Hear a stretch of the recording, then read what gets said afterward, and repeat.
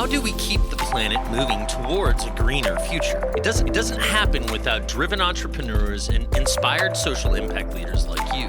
This podcast will give the tools and insight you need to join the sustainability movement and save the world. This is Thinking Green with Mohammed Abdallah.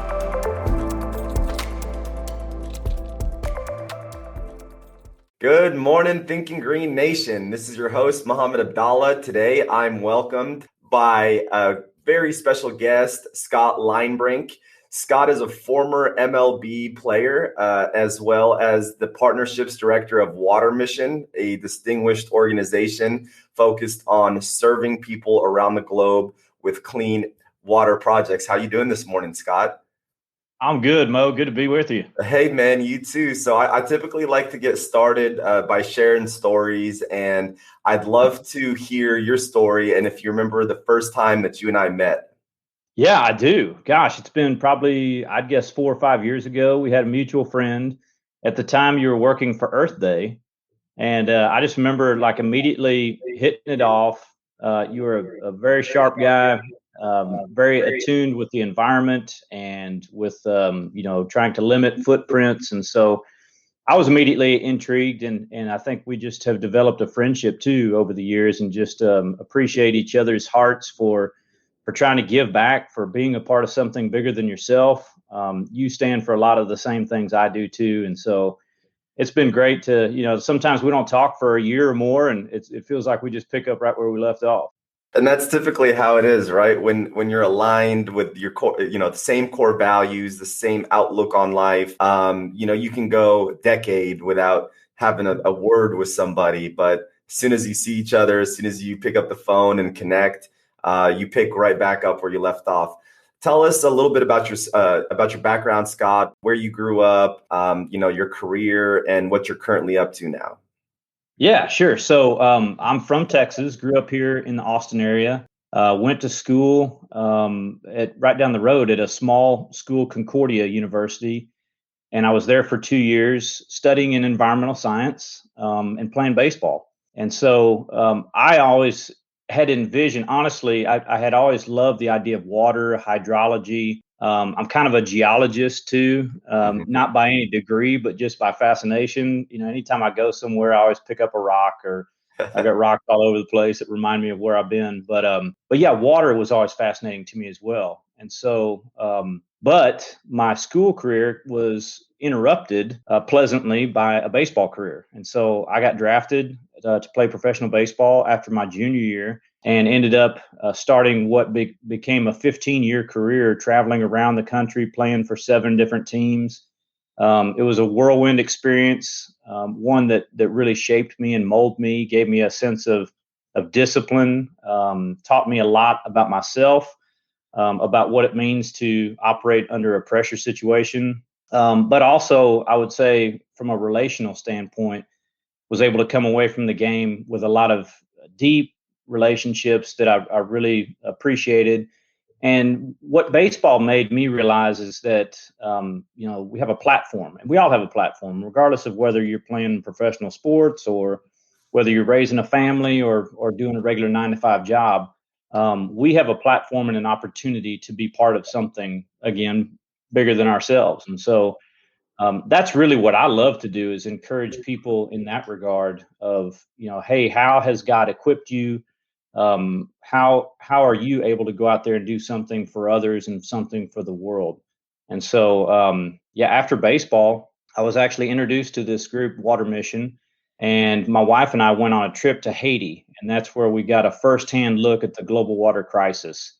And we saw that there was a real issue, especially in these rural communities in developing countries where they don't have stable water systems. And all of the things, this is what blew my mind away too, Mo, is just how many things are a ripple effect of not having good water and sanitation. I mean, you really can relate the cycle of poverty. A lot of it just starts with water and sanitation. If you don't have that as a foundation, you're not going to have any kind of stable endeavors in terms of education, job creation, food security. There's so many things. And so I really saw this, my wife and I saw this as a way to, hey, if we're going to impact the world, this is a great place to start. Start with water. And so we supported Water Mission for a few years. And then at the time, I was actually going back to school to finish my degree in environmental science. And when I graduated, they basically offered me a job to come work at Water Mission, be an ambassador. And I really didn't know what I was getting into, but it's really become my life's work for the last 6 years now. So grateful for relationships, people I get to meet around the world, and as you mentioned, like-minded individuals that are focused on impacting the world for the sake of water. Yeah, absolutely. I mean, everything you talk about is just so super deep, right? I mean, the root of so much poverty starts with water and sanitation. I've never really thought about it that way. And it's not until you have these conversations with folks like yourself that have traveled the world and been in third world countries where they don't have frequent access to clean water, that you realize what we take for granted on a day-to-day basis here in the States and in other developed nations. So I remember meeting you at Earth Day with Wayne Mitchell, a local pastor, as well as another gentleman who I don't remember his name, but I remember he was doing drip irrigation water projects in Kenya, if I'm not mistaken. We sat at Trammell Crow's round table. He had a nice, beautiful round table in the office. And I think I was supposed to be meeting with Wayne that day, and he just brought you along. And it was such a pleasant surprise, right? We sat down, we had great conversations for a couple hours. And it's incredible that was back in 2015. Maybe early 2016, very vivid part of my life where I was, working a job to try to get Good Faith Energy launched and kickstarted.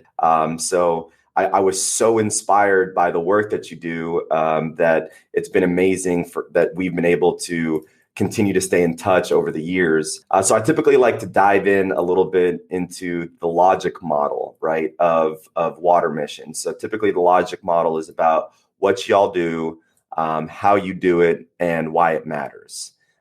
So if you don't mind, give us a little bit of insight as to those 3 areas of Water Mission. Yeah, well, I'm a big Simon Sinek fan. I love his podcast. And so we can start with the why, right? Start with the why. With the why. Yeah. I love it. Yeah. So why we really boil it down, and we've been working a lot on our mission statement, values, but love, excellence, and integrity are the 3 values that we ascribe to. Mm-hmm. We are a faith-based organization, and so we recognize not only what we do is something that's good for people from a humanitarian sense, but really it boils down to allowing people to live as God intended them to live. Mm-hmm. The Bible talks in John 10:10 about I have called you to a life of abundance, and for a lot of people, it's a life of scarcity. It's not abundant, and something as basic as water is really holding them back. And so, allowing people to reach their full potential is something that we really strive to do. But we do that in a way that again fosters partnerships. And we recognize as one organization, there is no way that we can impact 2.2 billion people. And that's how many people lack access to safe water. And you're going to hear that number vary depending on who you listen to. We take a lot of World Health Organization statistics. But that's actually one that is, some people say 980 million versus 2.2 billion. Mm-hmm. But what we define safe water as is completely contaminant free, something that would match up with U.S. drinking water standards, mm-hmm. but also the availability and the reliability. Is that water available 12 months out of the year and not just during the wet seasons? Is it, close enough to where they can access it? And is it sustainable? Is it a system that doesn't require Water Mission to be on site 24/7? Because we've done 3,000 water projects now around the world. We can't have a presence in each of those communities. We have to teach and equip and train them on how to operate and maintain that system and make sure that it's reliable going forward. A big part of that is the financial model, making sure that there's a financial model in place so that there is some investment by the local community so that they can accrue funding, so that over time you are going to have replacement parts. You're going to have things break down. Pumps need to be replaced. Solar panels need to be replaced. So they have to have a means to do that, and so that's what we do. But we are a nonprofit, and so we rely on the generous donations from individuals, corporations. We've got into a lot of organizational grant, and even more so here lately, but institutional funding as well.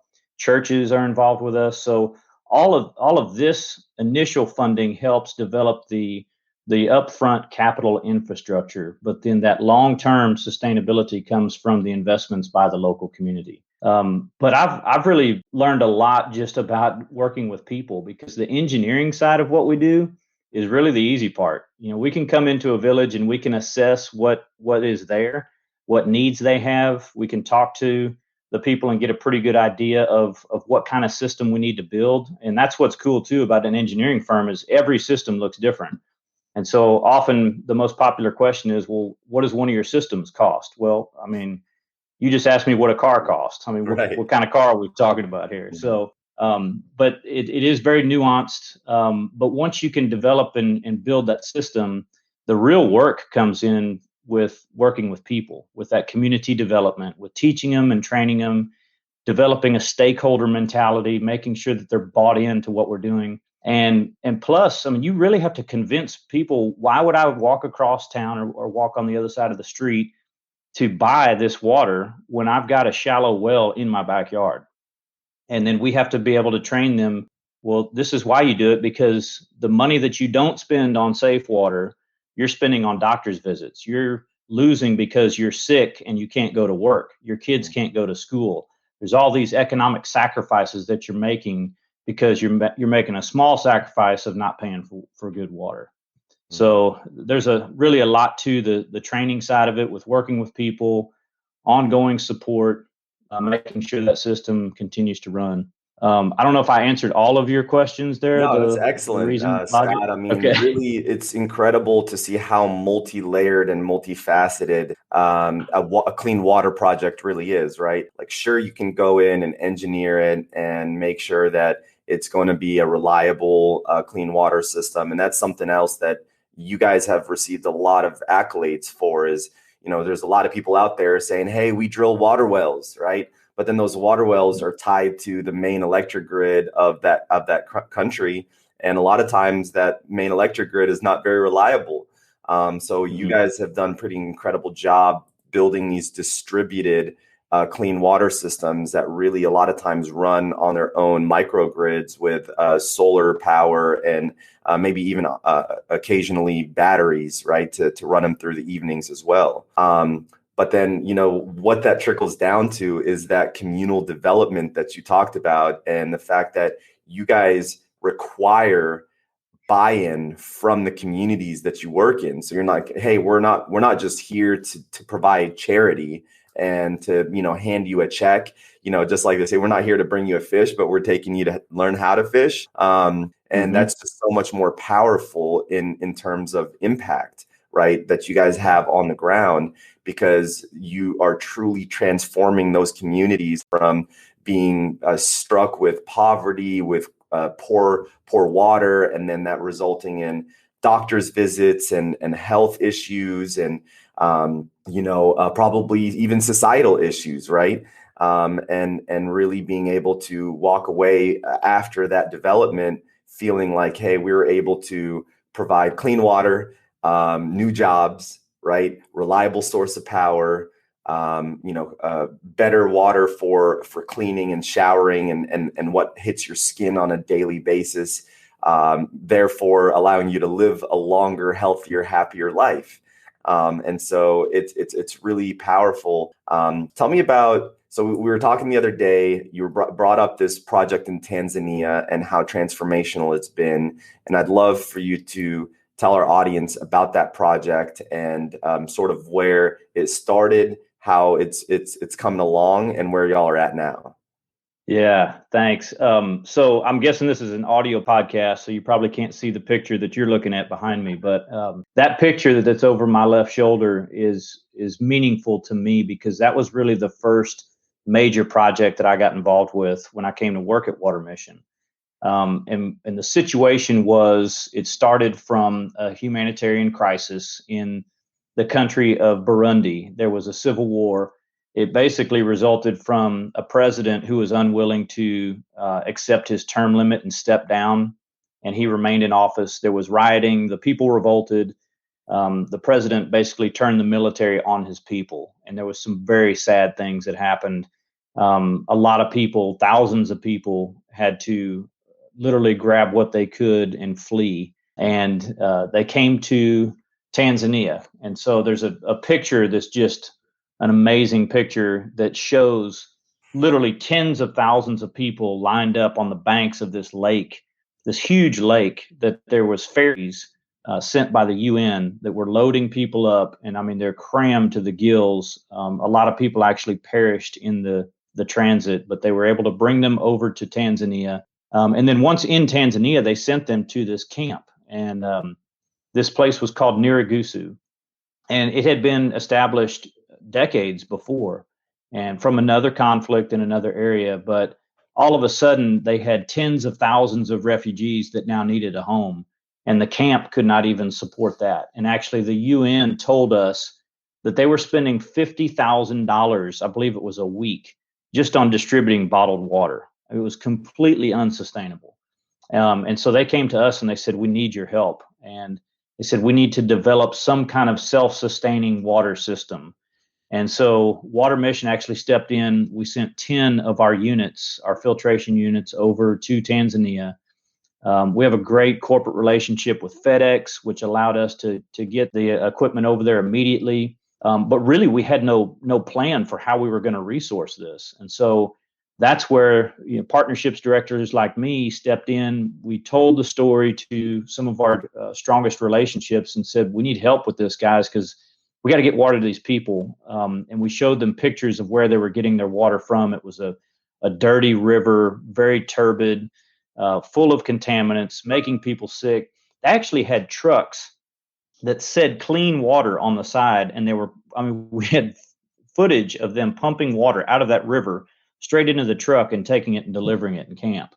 So it was by no means clean. And so again, talking about love, excellence, and integrity, we recognize that as a major flaw, what was being done over there. And we said, we need to provide these people with water that we believe everybody should have. And so we set up these 10 filtration units. I won't get into all of the engineering, but it was basically using generator power to pump the water into the filtration units and then into these tanks where they could then be distributed to tap stands. And we came in and dug miles of trench and laid pipe so that we could put these tap stands in strategic locations throughout the camp so that people could access water. We did all of this amazing part, in 17 days. Now, it probably took twice that just to get the equipment through customs, which was the really frustrating part. But once it got on location, 17 days later, we had that work done, large part because of the help that we received from the refugees, from the end users themselves.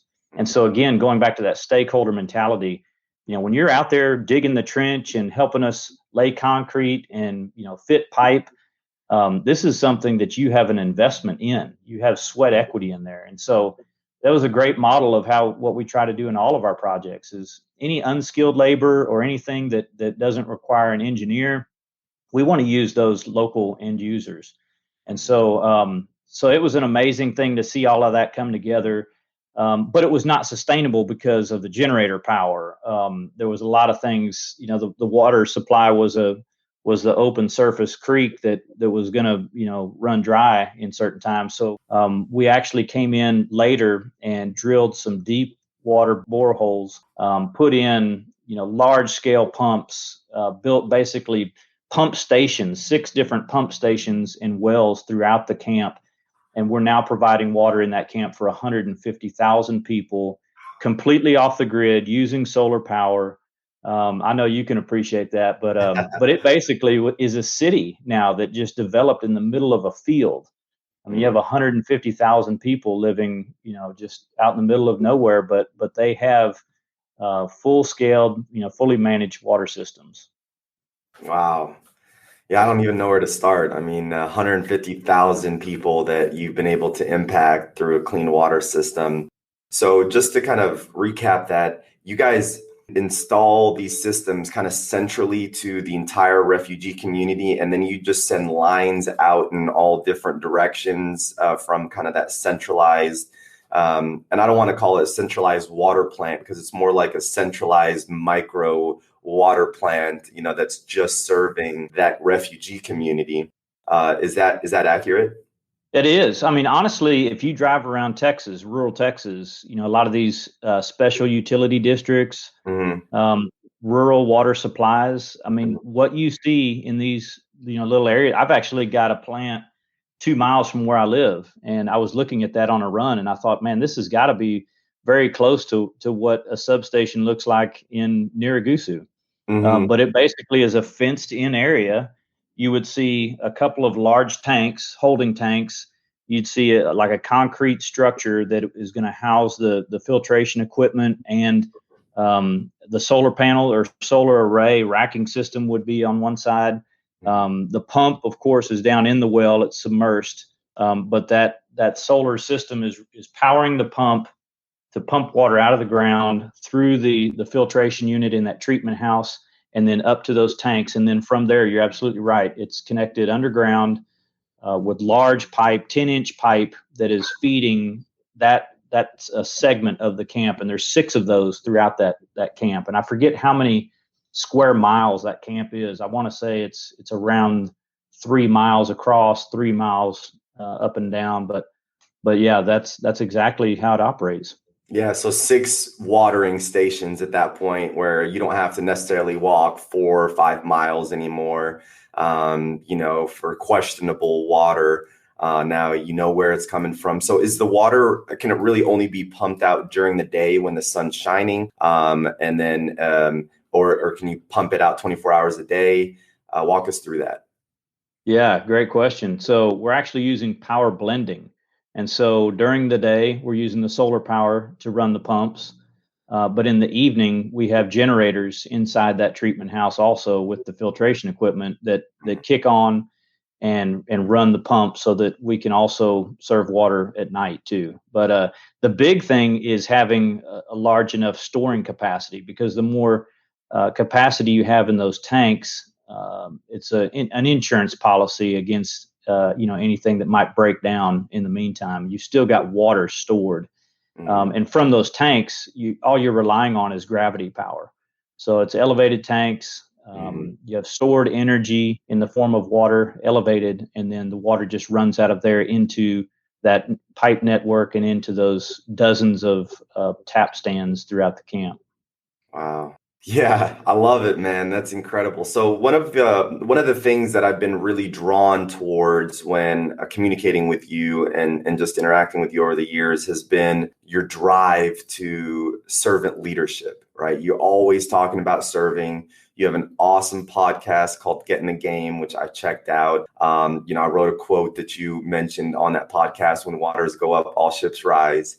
Right. Mm, And yeah. it's really a testament to who you are. And for us at Good Faith Energy, I mean, we have, interestingly enough, very similar core values, right? Our core values are respect, integrity, service, and excellence. So we hit 2 of the 3 that you guys have. And when it comes to service, it's really about servant leadership, customer service, serving others in a way that really impacts them, and impact over income, right? Always is our motto. And I just wanted to get a feel for like how you were drawn towards that servant leadership lifestyle. I know faith plays a big role in it. I know that trip to Haiti probably was an epiphany and an eye opener. But what has been the thing that's kept you so dedicated and driven towards service throughout the years, and even at times when you felt like giving up or feel like, man, I'm giving a lot, but I'm not getting much back in return, or whatever downturns you've had throughout that stretch. What has it been that's kept you on the right track where service is number one in your life? Yeah. Well, I think it starts with great models, and I've had some great models in my life. My dad did similar work that I'm doing for different organizations. He actually worked in global missions at one time. His work was largely dedicated to higher ed. But seeing my dad do the work that he did firsthand, my parents are both very generous, have been involved in a lot of philanthropic efforts. I'd say getting into baseball was something too that, again, going back to that platform, there's a lot of guys that use their position to talk about causes, to champion efforts. And I always felt like, man, I should be doing something, like everybody else is doing something, so I should also be about something.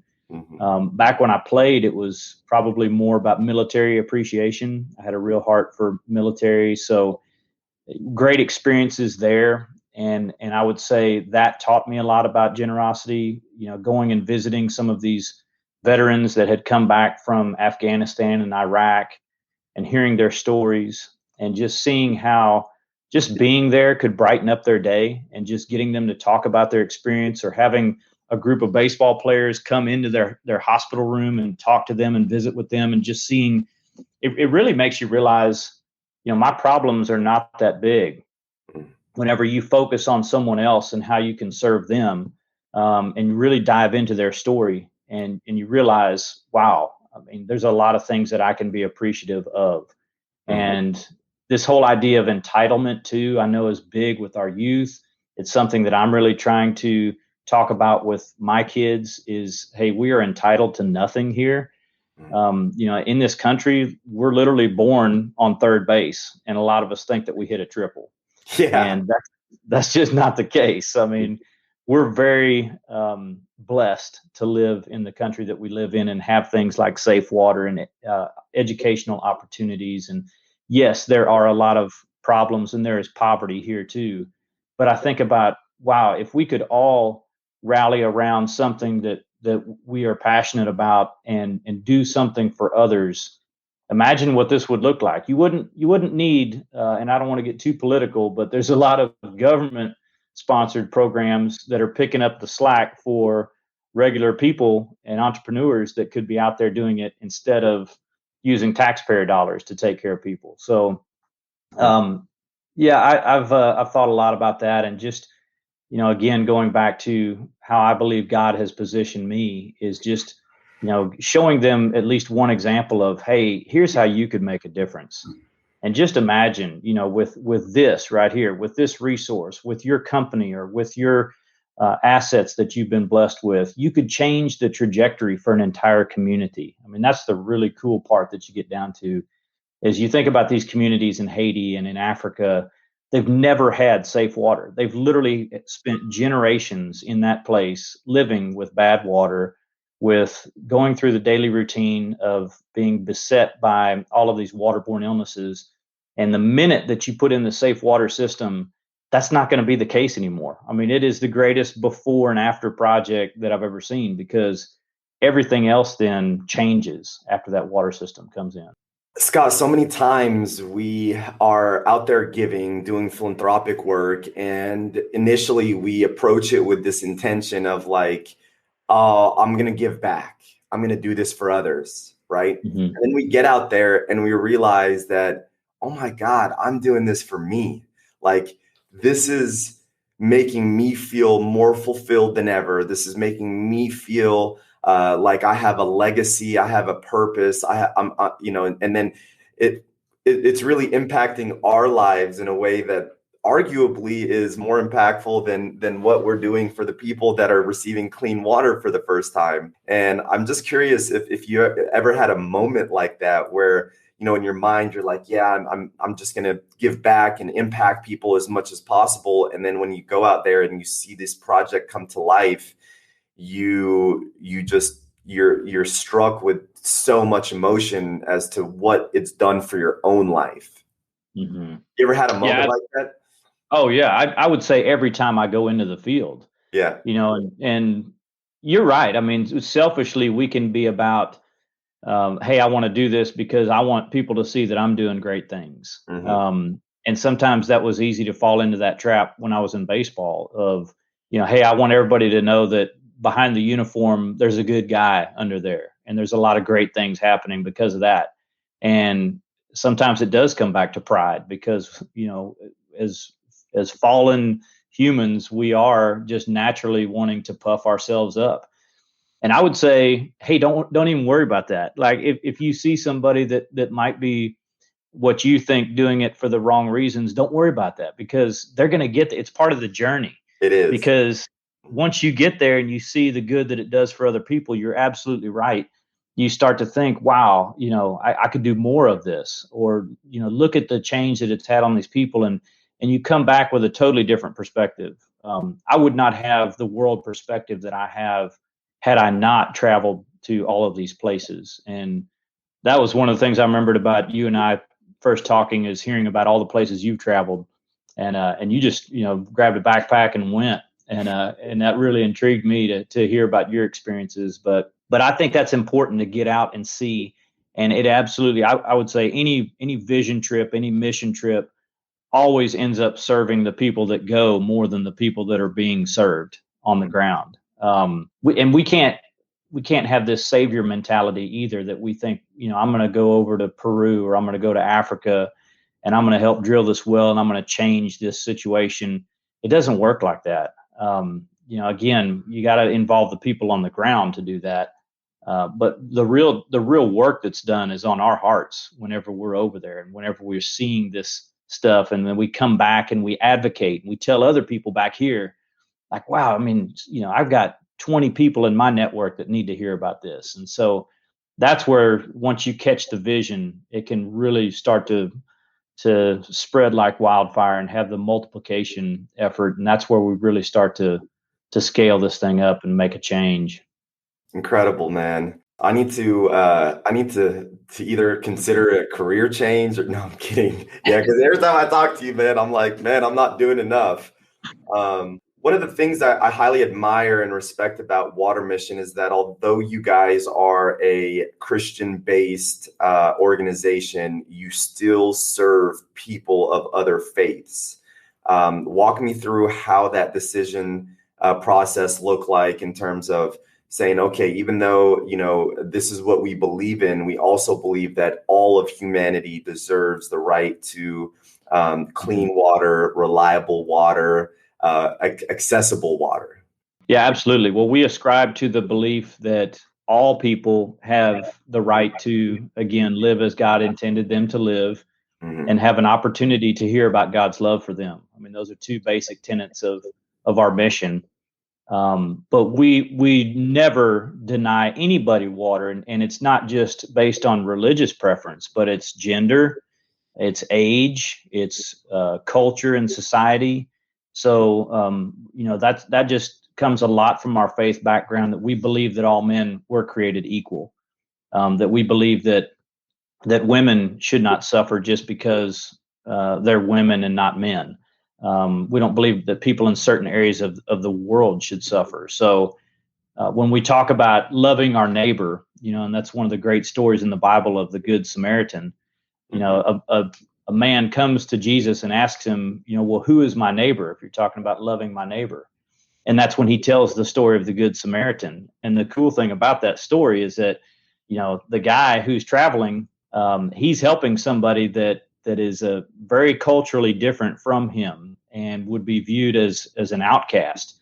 But yet he walks across the street when others, holy men, religious men who you would think would be the first to go help, and they pass him by. And then this man comes across the street, picks him up, takes him, pays for him to stay, cleans up his wounds, says that, even if it requires more, he'll come back and pay more so that this man can be taken care of.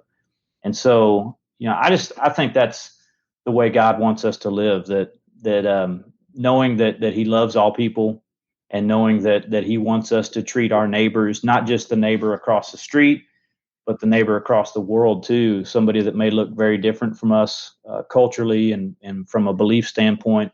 But, one of the great ways to show love for someone else is to give them a drink of water. Absolutely. Something as basic as that. Yeah.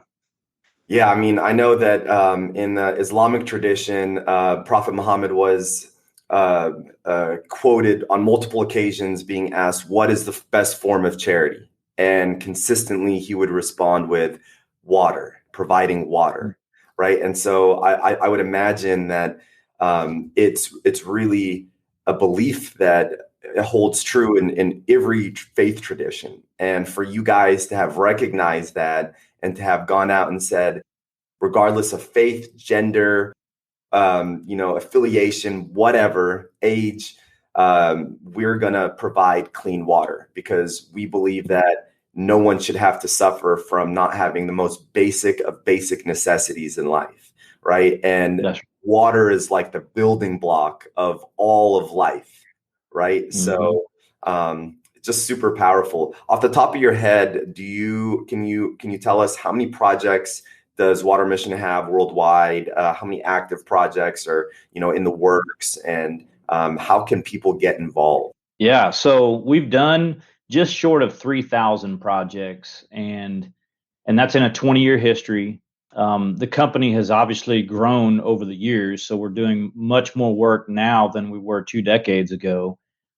We have somewhere in the neighborhood of 100 projects active right now, Mhm. and that's across 9 country programs. And so our main areas of focus are Latin America and the Caribbean, Southeast Africa, and Indonesia.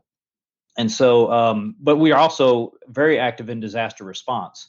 So right now, a lot of people don't know that there's an active disaster going on in St. Vincent, one of the islands down in the Caribbean, where a volcano erupted and spewed ash, completely contaminating all the water sources on the island. It's only about 100,000 people that live on that island, but it's still a critical situation for them. So we've had our staff down there for a couple of weeks now, putting in water systems, getting them so the island can be habitable once again. But so we stay ready to go anywhere. We were in Honduras after the 2 hurricanes struck last fall. We actually did some work here in Texas after the winter storm, helping people get pipes fixed to their homes so that we could turn water back on. It was amazing to see that weeks after that storm, people still didn't have water.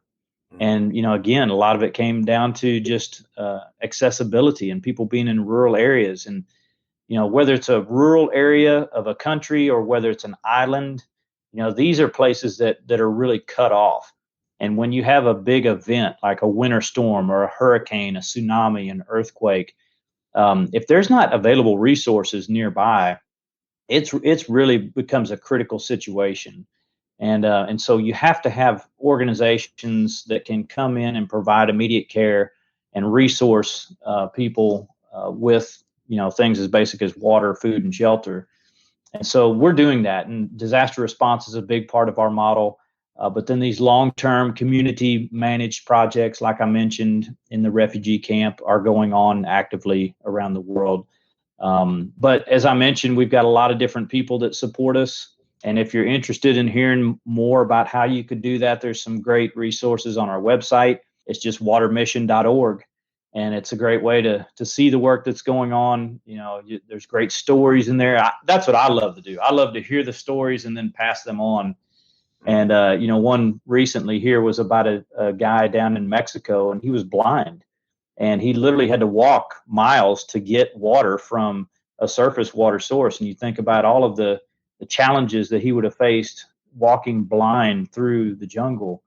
And now he has water literally right there at his house. So the amazing transformation that would have provided him. I love hearing about that stuff because, again, at the end of the day, it comes back to people. We can talk about big numbers and hundreds of thousands and millions of people, but boiling it down to the one individual and hearing that individual story of how it impacted him or her, that's what I think is really going to motivate people to get involved. So go read some of those stories on the website. Yeah, storytelling is always going to be the most powerful way to communicate to the human mind and the human heart and whatnot. You guys have currently served approximately 5 million people, if I'm not mistaken. And there are 2 billion people out there still without access to clean water. And so there's definitely a lot of work left to do, a lot of support left to be made. So if you're listening to the podcast, go check out watermission.org, check out some of the videos, donate to the cause, and make sure that you are doing your part in ensuring that the global population has access to clean water. So that's all really powerful. Scott, it's been an absolute pleasure, man, chatting with you this morning. I know it's bright and early, and I sprung this podcast request with you last second. I really, really appreciate your time, knowledge, dedication to service. For our listeners, catching us on the back end, make sure to check out this podcast and learn about Scott's background, Scott's dedication to providing the globe and every person out there with clean water and alleviating their suffering. Learn about how water is not just a drinkable, item, but it's really something that provides life, health, prosperity, mobility, and it's so multi-layered, as we mentioned on multiple occasions. Learn about the stakeholder buy-in and that model that Water Mission has implemented to make sure that it's not just a one and done and a hit and run, but it's more of a full-time dedication to where once their engineering, construction is complete, there's really stakeholder buy-in to make sure that those systems continue to work, continue to operate over the long term, which is, I believe, why the UN has recognized y'all's work as some of the most distinguished work of any other nonprofit that's in this space. Correct me if I'm wrong, Scott, is really because of that long-term reliability and stakeholder buy-in. Yeah, you're absolutely right. They've actually asked us to write some of the framework around solar pumping so that they can equip other organizations. And again, I'll just reiterate that, Water Mission is not going to solve the global water crisis. Mm-hmm. It's got to be the collective efforts of all of us.